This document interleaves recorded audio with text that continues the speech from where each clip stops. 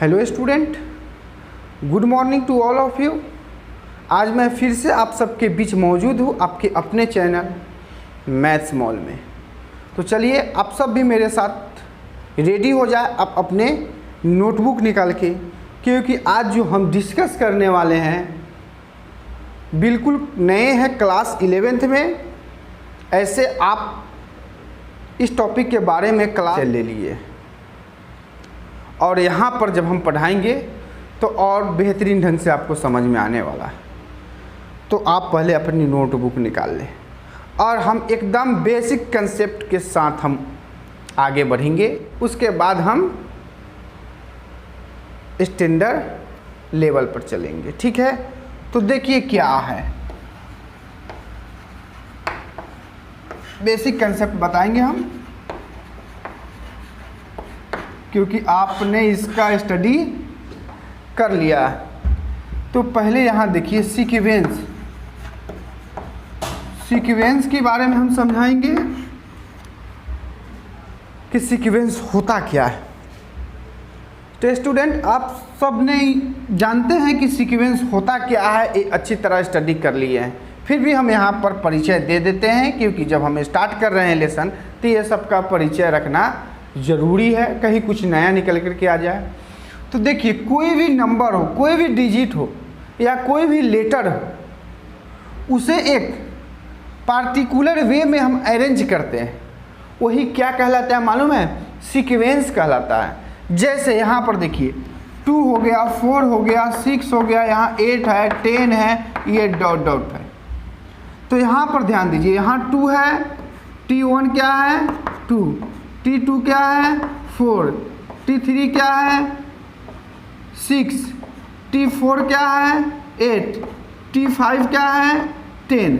तो कहने का मतलब है, यहाँ ध्यान दीजिए, T1 से T2 की ओर आए हैं तो क्या है 2 इंक्रीज हुआ है, T2 से T3 की ओर आए हैं तो 2 इंक्रीज हुआ है, फिर यहाँ भी 2 इंक्रीज हो रहा है, फिर यहाँ भी 2 इंक्रीज हो रहा है। तो कहने का मतलब है ये जितने भी नंबर आपको दिखाई दे रहा है ना, इसमें एक खास नंबर जो है वो आगे की ओर क्या है बढ़ा रहा है और डिजिट को सहयोग कर रहा है अरेंज करने पर। फिर एक बार समझिए, सबका ध्यान दीजिए। T1 से T2 की ओर गए तो क्या हुआ 2 मिला, T2 से T3 की ओर गए तो क्या मिला 2 मिला, T3 से T4 की ओर गए तो क्या मिला 2 मिला। तो इसी तरह ध्यान दीजिए, एक खास नंबर निकल करके आया और वो नंबर क्या है मालूम है 2 है। जो जितने भी आपको यहाँ पर टर्म दिखाई दे रहे हैं यही एक खास नंबर है जो आगे की ओर क्या है बढ़ रहा है। यही क्या कहलाएगा मालूम है? सीक्वेंस कहलाएगा। क्लियर हुआ? चलिए अब सीक्वेंस को 2 टाइप्स में रखा गया है। एक होता है, ध्यान दीजिएगा, एक होता है फाइनाइट का मतलब हुआ 2, 4, 6, 8, 10 डॉट डॉट डॉट यहाँ 100, यानी 100 के बिफोर है ना, एक निश्चित डिजिट को लेकर के आगे बढ़ रहा है। कहाँ तक? 100 तक, इसके आगे नहीं जाएगा, ये फाइनाइट में आ जाएगा। सेकेंड में होता है इनफाइनाइट, यही होगा 2, 4, 6, 8, 10 डॉट डॉट, कहाँ तक जाएगा ये मालूम नहीं है, इसीलिए इसे इनफाइनाइट में रखा गया है। लेकिन यहाँ भी कोई पार्टिकुलर डिजिट को लेकर के आगे बढ़ाया जा रहा है। समझ में आया? क्योंकि ये सीक्वेंस का एक पार्ट है। बोलिए कोई समस्या है इसमें? नहीं होना चाहिए। चलिए तो एक और है, क्या मालूम है? सीक्वेंस। यहाँ पर हम आपको समझा देते हैं, सॉरी सीरीज। तो एक और है क्या? सीरीज। अब सीरीज के बारे में हम समझ लेते हैं कि सीरीज होता क्या है। तो सेम वही है जो अभी हम पढ़े हैं। क्या पढ़े हैं? 2 है, 4 है, 6 है, 8 है, 10 है डॉट डॉट, यानी एक पार्टिकुलर डिजिट की ओर बढ़ रहा है। क्लियर है? तो ये अभी सीक्वेंस के रूप में है। अब यही क्या होगा मालूम है? प्लस के रूप में हम क्या कर रहे हैं, आगे की ओर ले जा रहे हैं इसको। ये क्या कहलाएगा? सीरीज कहलाएगा। क्लियर हुआ?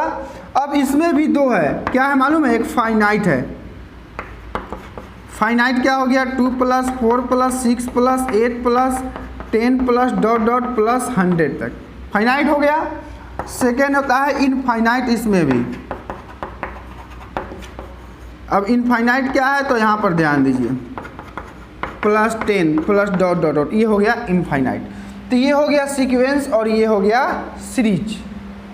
सीक्वेंस सिर्फ कॉमा के रूप में हम डिजिट को अरेंज करते हैं, जो एक पार्टिकुलर डिजिट को लेकर के आगे हमें बढ़ाना पड़ता है, यही क्या कहलाता है, सीक्वेंस कहलाता है। यही समझना है आपको, कंसेप्ट की ज़रूरत है अब, क्योंकि अभी जिस क्लास में आप लोग पहुंच गए हैं ना, यहाँ पर आपको कोई डेफिनेशन की ज़रूरत नहीं है।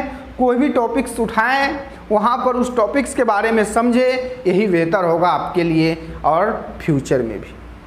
ठीक है, तो सीरीज को भी आप समझ रखे हैं कि जो सीक्वेंस जैसा फॉर्म रहेगा, सीक्वेंस में कॉमा है और सीरीज में क्या है, प्लस का साइन देकर के आगे बढ़ाया है, तो ये क्या कहलाएगा, सीरीज कहलाएगा। तो उम्मीद है कि सीक्वेंस एंड सीरीज आप लोग पढ़े हैं, फिर भी हम यहाँ पर आप लोगों को समझाए हैं और अच्छे से समझ में आया होगा। अब एक और टर्म है, क्या नाम सुने हुईएगा, प्रोग्रेशन। आप लोगों को पढ़ाया गया होगा कि चलिए ये टर्म है, ये दिया हुआ है क्वेश्चन, और बताइए कि ये एपी में है या नहीं है, इन्हें आपको पढ़ाया गया है।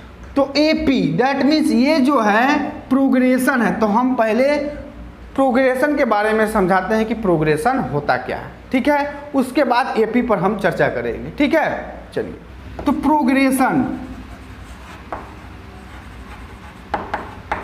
अब यहाँ पर प्रोग्रेशन के बारे में हम समझते हैं।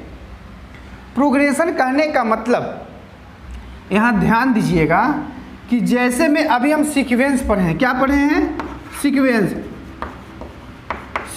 पढ़े हैं, और क्या पढ़े हैं, सीरीज। तो सीक्वेंस में यही पढ़े हैं, यही स्टडी करें, और सीरीज में ये यही है ना। तो यहाँ पर ध्यान दीजिए, यहाँ पर प्रोग्रेशन की चर्चा हम करने वाले हैं। तो प्रोग्रेशन क्यों लगा, इसके विषय में भी हम आपको समझाते हैं, क्योंकि यहाँ पर जो हम बोले हैं कि किसी खास डिजिट को लेकर के आगे बढ़ाया जा रहा है, समझ रहे हैं ना। तो ये जो बढ़ाया जा रहा है, जैसे 2 को आगे इंक्रीज किया जा रहा है हर एक टर्म में। हो सकता है ऐसा क्वेश्चन आए उसमें 3 का भी इंक्रीज होगा कि नहीं हर एक टर्म में। तो वही जो इंक्रीज करने का जो रूल है वो क्या कहलाता है मालूम है, प्रोग्रेशन कहलाता है। लेकिन इंक्रीज करने का भी एक तरीका जो है अलग अलग होते हैं। ये देखिए, फर्स्ट से सेकंड में जा रहे हैं तो 2 का इंक्रीज हुआ, लेकिन बहुत सारे ऐसा क्वेश्चन भी होगा कि फर्स्ट से सेकंड में जा रहे हैं तो 2 का इंक्रीज होगा, और सेकंड से थर्ड में जा रहे हैं हो सकता है 4 का इंक्रीज हो जाए, तो वो भी प्रोग्रेशन कहलाएगा और एक सीक्वेंस का पार्ट्स है। तो ये क्या है, वही प्रोग्रेशन में हम सबको सिखाया गया है। तो देखिए, प्रोग्रेशन को कितने पार्ट्स में बांटा गया है मालूम है, 3 पार्ट्स में। एक होता है arithmetic progression, arithmetic progression, arithmetic progression. अब क्या है, जरा सा ध्यान दीजिए, जैसे 2 हो गया, 4 हो गया, 6 हो गया, 8 हो गया, 10 हो गया, डॉट डॉट, यानी ये जो डिजिट उभर करके आया, निकल करके आया, यही पार्टिकुलर डिजिट है कि हर टर्म में इंक्रीज हो रहा है, जो यहाँ अरिथमेटिक प्रोग्रेशन में इसे क्या डिफरेंस रखा गया है नाम, जिसका पूरा नाम होता है कॉमन डिफरेंस, कॉमन डिफरेंस, ठीक है। तो जब भी आपको ध्यान दीजिएगा, इंक्रीज होने वाला टर्म अगर इक्वल डिजिट आपको दिखाई पड़े तो क्या कहलाएगा मालूम है, डी, जो अरिथमेटिक प्रोग्रेशन में होती है, आपने पढ़े हैं। और सेकंड क्या होता है मालूम है, जियोमेट्रिक, जियोमेट्रिक या जियोमेट्रिक भी बोल देते हैं, ठीक है, प्रोग्रेशन। अब ये होता क्या है, तो देखिए हम एग्जाम्पल से आपको समझाते हैं। जैसे 1 हो गया, 3 हो गया, 9 हो गया, 27 हो गया, डॉट डॉट होगा, अब यहाँ पर ध्यान दीजिए, फर्स्ट से सेकंड में गए तो कितना का इंक्रीज हुआ, 2 का। सेकंड से थर्ड में गए तो कितना का इंक्रीज हुआ, 6 का। और इसमें गए तो कितना का इंक्रीज हुआ, देखिए जितना इंक्रीज हो रहा है सब अलग अलग आ रहे हैं, और यहाँ सब क्या है, सेम है। तो यहाँ कॉमन डिफरेंस नाम रखा गया है जो कि एपी में है, इसीलिए कहा जाता है इस टाइप के क्वेश्चन की ये एपी है, यानी अरिथमेटिक प्रोग्रेशन का ये डिपार्टमेंट है। क्लियर है। और यहाँ देखिए ये भी तो सीक्वेंस के रूप में ही हम आगे बढ़ा रहे हैं, लेकिन इसमें हर एक टर्म में जो इंक्रीज हो रहा है वो श्योर नहीं है, कोई पार्टिकुलर डिजिट नहीं लग रहा है। इसी के लिए ज्योमेट्रिक प्रोग्रेशन में हमको बताया गया है, क्या मालूम है, कि फर्स्ट टर्म जो है 1 है, सेकेंड टर्म 3 है, थर्ड टर्म 9 है, फोर्थ टर्म 27 है। इसी तरह बहुत सारे टर्म होंगे, तो हम ये सीक्वेंस के रूप में लिखे हैं। थोड़ा सा बिफोर आइए, हम यहाँ पर बहस करते हैं किस पर मालूम है, अरिथमेटिक प्रोग्रेशन पर। क्या करते हैं, जब भी डी निकालते हैं तो क्या करते हैं, सेकेंड टर्म पर ध्यान देते हैं। सेकेंड टर्म में से फर्स्ट टर्म को माइनस करते हैं तो क्या होता है 2, फिर थर्ड टर्म में से सेकेंड टर्म को माइनस किए तो क्या आया 2, फोर्थ टर्म में से थर्ड टर्म को माइनस किए तो क्या आ गया 2।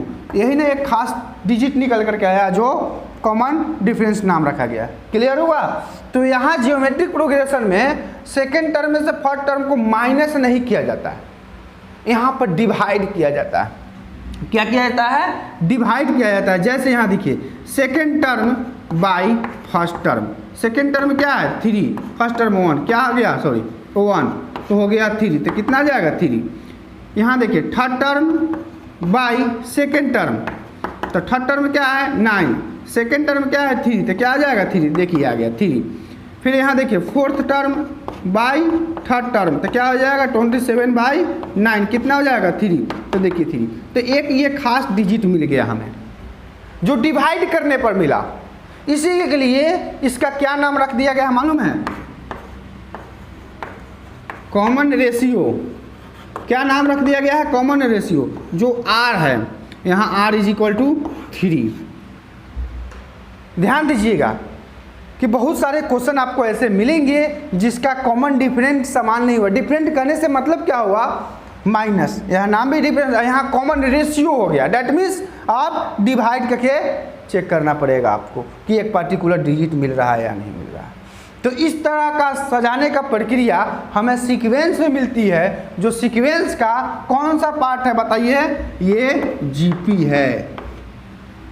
हम और डिटेल्स पढ़ाएंगे, ये हम परिचय दे रहे हैं आप सबको, क्योंकि अभी तक जो हम स्टडी किए अरिथमेटिक प्रोग्रेशन के बारे में, जियोमेट्रिक प्रोग्रेशन के बारे में नहीं पढ़े हैं, इसीलिए हम सोच रहे हैं कि पहले बेसिक कंसेप्ट में हम आपको क्लियर करें। ऐसा लगे कि आप पहली बार नहीं पढ़ रहे हैं, इसको 1-2 बार और आप पढ़ चुके हैं, और जब हम लेसन स्टार्ट करेंगे तो बहुत अच्छे से समझ में आएगा। ठीक है, तो चलिए अब चलते हैं थर्ड टाइप से एक और, क्या मालूम है, हार्मोनिक प्रोग्रेशन।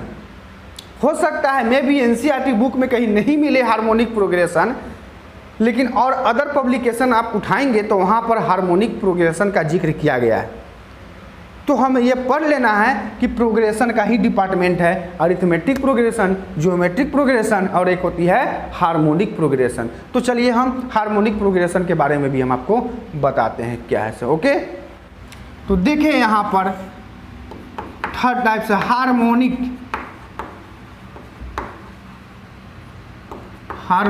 प्रोग्रेशन। अब यहां पर देखिए हार्मोनिक प्रोग्रेशन का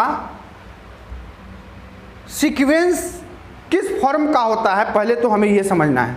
तो ध्यान दीजिएगा, जो भी अरिथमेटिक प्रोग्रेशन का सीक्वेंस है ना, इसी को रेसिप्रोकल में हमें लिखा जाता है। क्या किया जाता है, रेसिप्रोकल में लिखा जाता है। जैसे यहाँ 2 है तो यहाँ हार्मोनिक में ये क्या हो जाएगा 1/2। 4 है तो हार्मोनिक में क्या लिखेंगे 1/4। यहाँ 6 है तो हार्मोनिक प्रोग्रेशन में बनाने के लिए 1/6, 1/8। डैट मीन्स ये क्या हो जाएगा, रेसिप्रोकल के फॉर्म में होगा। क्लियर हुआ, एकदम समझ में आया होगा आपको। तो यहाँ पर हार्मोनिक प्रोग्रेशन में ये रेसिप्रोकल का टर्म होगा। जैसे आपको ध्यान दीजिएगा, कोई ऐसा क्वेश्चंस होगा आपके सामने मिल जाएगा कोई ऐसा पब्लिकेशन में जो आप डिस्टर्ब हो जाएंगे, तो वहाँ पर अपनी कंसेप्ट को आगे करना है और समझ लेना है। क्योंकि ज़रा सा ध्यान दीजिए, कैसे हम मान लीजिए कि अगर हम एपी पर चर्चा करें, अभी हम इसको हार्मोनिक प्रोग्रेशन कुछ समय के लिए अगर भूल जाए और ये आपको क्वेश्चन दे दिया हुआ रहा है कि बताइए ये एपी है या नहीं है, तो आप क्या करते हैं, एपी निकालने के लिए आप कोई पार्टिकुलर डिजिट को क्या करते हैं, ओपन करना चाहते हैं। तो यहाँ पर पार्टिकुलर डिजिट जो होता है उसका नाम क्या है, कॉमन डिफरेंस। तो यहाँ कॉमन डिफरेंस कैसे निकालेंगे, तो second term by first term. Second term क्या है 1/4, फर्स्ट टर्म क्या है 1/2। देखिए यहाँ एलसीएम अगर लेंगे तो क्या हो जाएगा 1 - 2 क्या हो जाएगा -1/4। अब यहाँ देखिए third term minus second term, यहाँ देखते हैं तो क्या हो जाएगा 12, तो ये हो जाएगा 2 - 3 तो हो जाएगा -1/12। देखिए नहीं आ रहा है ना। अब इस तरह से डी नहीं आया तो अब कॉमन रेशियो पर चल करके देखते हैं कहीं में भी आ जाए तो क्या होता है 1/4 अपॉन 1/2, तो 1/4 ये ऊपर चला जाएगा तो 1/2 आ गया। क्लियर है यहाँ। अब यहाँ पर ध्यान दीजिए 1/6 अपॉन 1/4, तो ये हो जाएगा 1/6, इसको ऊपर ले जाइए तो 2 से कैंसिल कर दीजिए, ये 2 से क्या आ गया 2/3। यानी कॉमन रेशियो भी निकल करके नहीं आ रहा। यानी इस टाइप का क्वेश्चन को हम पहले डिफरेंट निकालने के लिए कोशिश किए हैं। कॉमन डिफरेंट अगर निकल जाता तो एपी हो जाता, तो कॉमन डिफरेंट सेम नहीं आ रहा है तो ये एपी नहीं है। रेशियो हम काम करना स्टार्ट किए कि कॉमन रेशियो से कहीं निकल जाएगा तो ये जीपी में हो जाएगा, लेकिन नहीं हुआ तो ये हार्मोनिक प्रोग्रेशन में है ना। अब क्यों वो भी हम बता देते हैं उसमें क्या खास है सब। जैसे अरिथमेटिक प्रोग्रेशन है में क्या होता है, एक इस फॉर्म में दिया हुआ रहता है, तो अरिथमेटिक प्रोग्रेशन में किसी खास पर्टिकुलर डिजिट हमें शो हो रहा है और यहाँ पर नहीं मालूम चल रहा है, तो देखिए न्यूमिनेटर में सेम डिजिट है और डिनोमिनेटर में ध्यान दीजिए, देख लीजिए 2 4 6 8। अगर डिनोमिनेटर पर चर्चा करें तो एक सेम डिजिट आगे बढ़ रहा है, इंक्रीज हो रहा है हर एक टर्म में, और वो डिजिट 2 है। तो यहाँ भी हम क्या बोलेंगे कॉमन, ध्यान दीजिए तो इसमें 2 निकल करके आ रहा है। क्लियर है। ये ध्यान में रखना है कि अरिथमेटिक प्रोग्रेशन का जो सीक्वेंस होगा उसी का रेसिप्रोकल होगा हार्मोनिक प्रोग्रेशन का सीक्वेंस। समझ में आया बात। अब ये सब का हम फार्मूला बताएंगे आपको कि अरिथमेटिक प्रोग्रेशन का क्या फार्मूला होता है और कैसे निकालते हैं, जियोमेट्रिक प्रोग्रेशन का क्या फार्मूला होता है और कैसे हम निकालते हैं, हार्मोनिक प्रोग्रेशन का भी कंसेप्ट हम बताएंगे और इसका फार्मूला बताएंगे और कुछ क्वेश्चंस भी हम आप सबको करवाएंगे। तो इसीलिए आप ध्यान दीजिए कि जो भी हम बता रहे हैं वन टाइम में क्लियर होने वाला नहीं है, तो इसको 2 या 3 टाइम्स आप देखिए और फुल वीडियो देखने की कोशिश कीजिए, तब जा कर के ये क्लियर होने वाला है। ऐसे क्लियर नहीं होगा, क्योंकि आप देख रहे हैं हम कितना खोल करके समझाने की कोशिश कर रहे हैं, क्यों इतना मेहनत कर रहे हैं कि आप लोग अच्छे से समझ जाए, यही बात है ना। तो जब आप समझ रहे हैं, आप समझदार भी है क्योंकि आप आईएससी का स्टूडेंट हो चुके हैं, तो जो भी कर रहे हैं उसको फॉलो कीजिए और अच्छे से पढ़ाई कीजिए, तब जा कर के आप सफल बनेंगे। ओके, तो चलिए अब हम डिस्कस करते हैं अरिथमेटिक प्रोग्रेशन का फार्मूला। ठीक है, तो देखिए यहाँ पर ये भी कंसेप्ट में है, बेसिक कंसेप्ट ये भी है। ये नहीं है कि हम बिल्कुल नया पढ़ा रहे हैं आप लोगों को, अभी कुछ नया पढ़ाने की ज़रूरत नहीं है कि जो आप क्लास 10th पढ़ते आए हैं क्लास 11th की ओर वही लेसन है ये, और उसमें आप पढ़े हैं कौन सा फार्मूला मालूम है, Tn = a + n - 1 × d। बोलिए ये पढ़े या नहीं पढ़े हैं? पढ़े हैं आप सब। तो ध्यान दीजिए यहाँ पर कैसे हम ये फार्मूला को निकालना चाहते हैं। कुछ नहीं करना, ये फार्मूला आपको प्रूव करने की कहीं ज़रूरत नहीं है, लेकिन फिर भी इसे इसलिए बता दिया जाता है कि हमें कुछ टर्म फाइंड करने पड़ते हैं ना, तो इन फार्मूला के सहयोग से ही फाइंड करने पड़ते हैं। तो इसीलिए हम उस टर्म को अभी हम क्या करते हैं, स्पष्ट कर देना चाहते हैं। जरा सा ध्यान दीजिएगा, जैसे यहाँ होता है 2 4 6 8 10 ... क्लियर है यहाँ। तो देखिए यहाँ फर्स्ट टर्म आपको क्या दिखाई पड़ रहा है, फर्स्ट टर्म जो क्या है 2 है।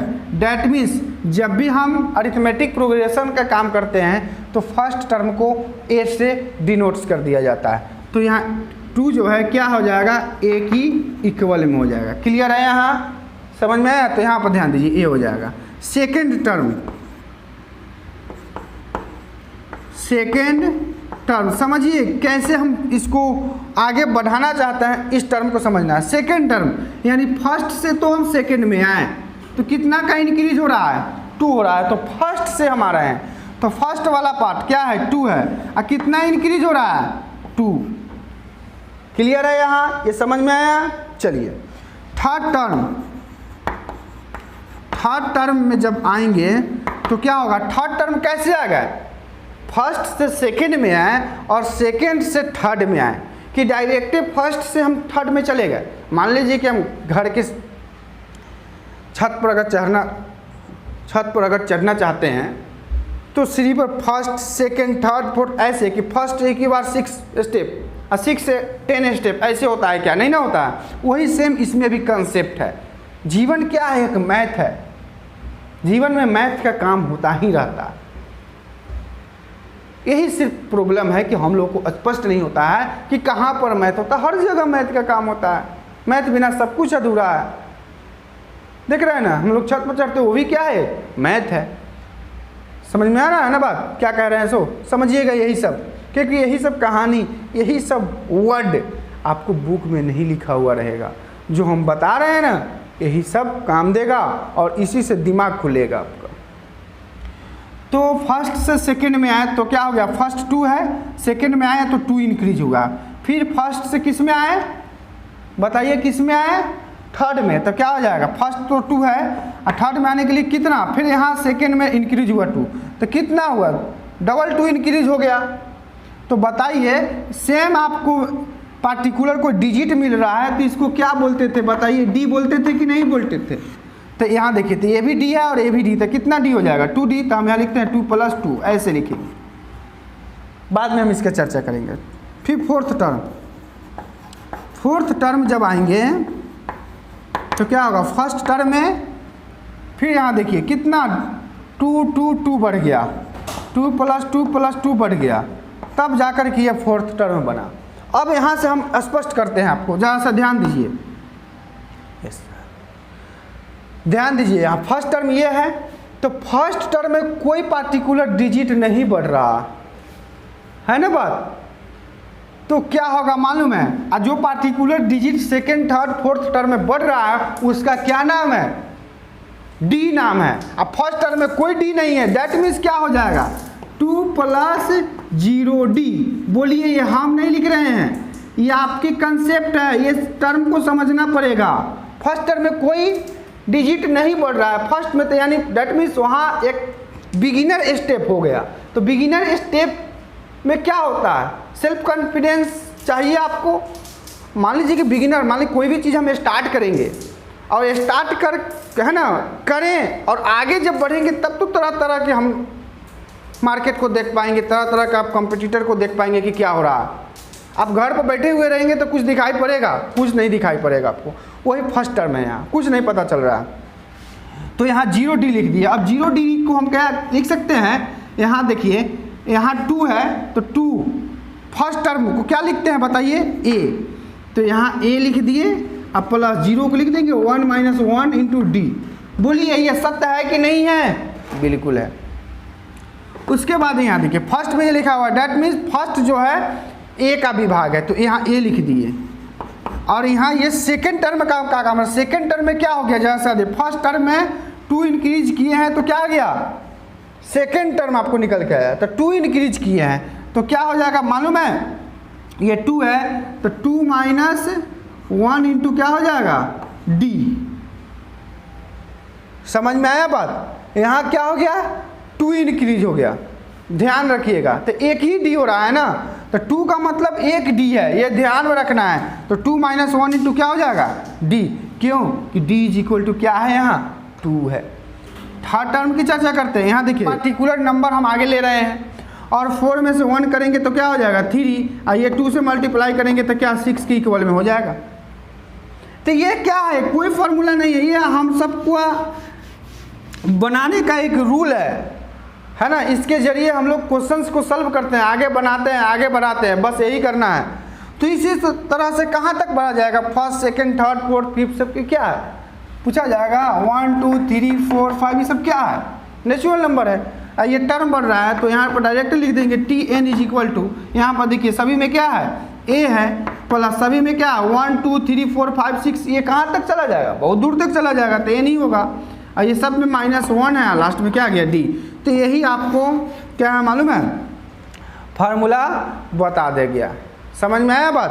तो एकदम सिंपल है, आप जानते हैं क्लास 10th में इसका स्टडी आप अच्छे से किए हैं, मुझे मालूम है इसमें कोई प्रॉब्लम नहीं होना पड़ेगा, इसमें कोई प्रॉब्लम नहीं होगा आपको, ये स्पष्ट है। तो चलिए इसका एसएन का भी है, हम फार्मूला बताते हैं, इसका हम फार्मूला प्रूफ भी करवाएंगे, इसी तरह करवाएंगे। यानी ये नहीं है कि हमें एग्ज़ाम में फार्मूला पूछे जाएंगे कि हाँ चलिए आप प्रूफ करके बताइए, जी नहीं, ये सब फार्मूला प्रूफ नहीं किया जाता। जब हम नेक्स्ट लेसन चलेंगे आगे, ये लास्ट में सम ऑफ स्पेशल सीरीज, उसमें जितने भी फार्मूला है ना हम आपको शो कर करके प्रूफ कर करके और बताएंगे, वही मेन होगा आपके लिए। तो चलिए थोड़ा सा हम लेसन की ओर भी चलते हैं कि आपके लेसन में क्या है, आप शुरू कर दे बनाना तो अच्छा रहेगा। जैसे आपके बुक में होगा an is equal to 2n+1, आपसे कहा जाएगा कि फाइंड करने के लिए फाइंड फर्स्ट 5 टर्म्स।